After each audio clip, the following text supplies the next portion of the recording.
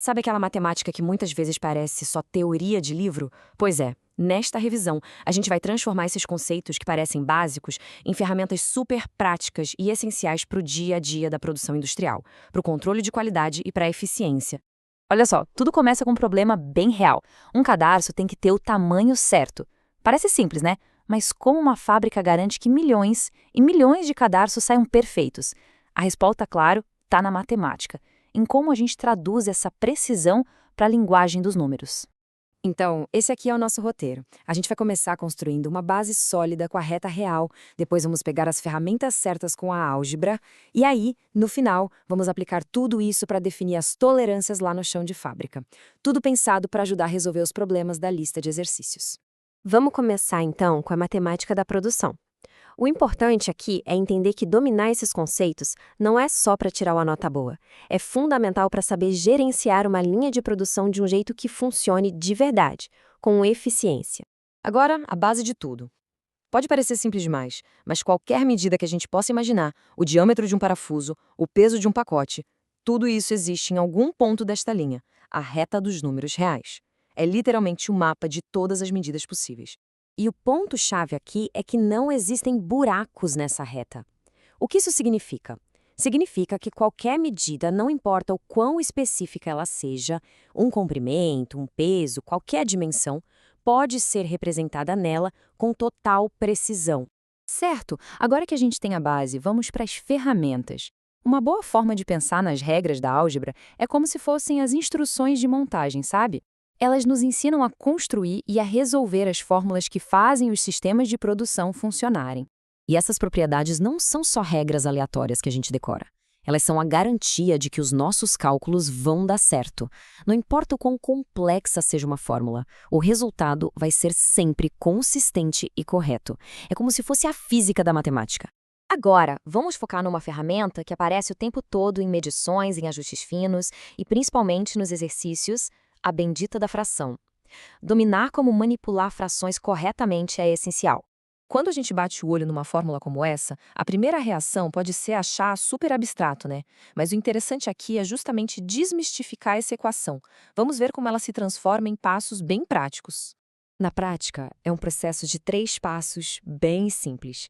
Primeiro, a gente acha um terreno comum, ou seja, um denominador comum. Segundo, a gente reescreve as frações para esse novo denominador. E terceiro, é só somar a parte de cima, os numeradores. Simples assim. E aqui vai um atalho que é crucial e salva muito tempo.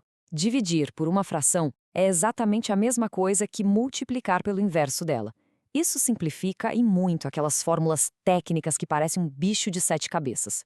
Ok, agora que a gente já tem as ferramentas, vamos usar para algo bem prático. Definir os limites do controle de qualidade. É exatamente aqui que as desigualdades e o valor absoluto entram em jogo. Então, vamos lá.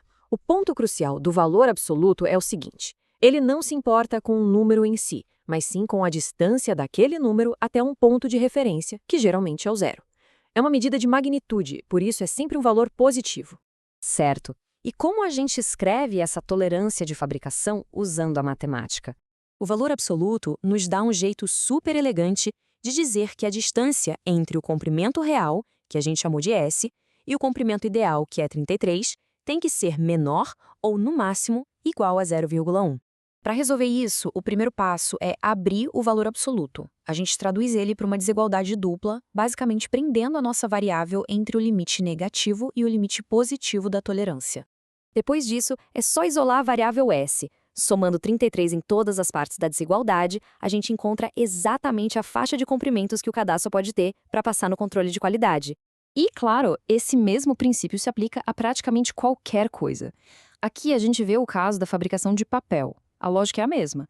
A largura da folha precisa estar dentro de uma variação mínima para funcionar direito na impressora.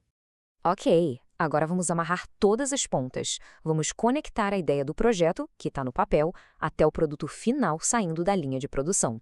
Basicamente, essa é a nossa caixa de ferramentas matemática para produção.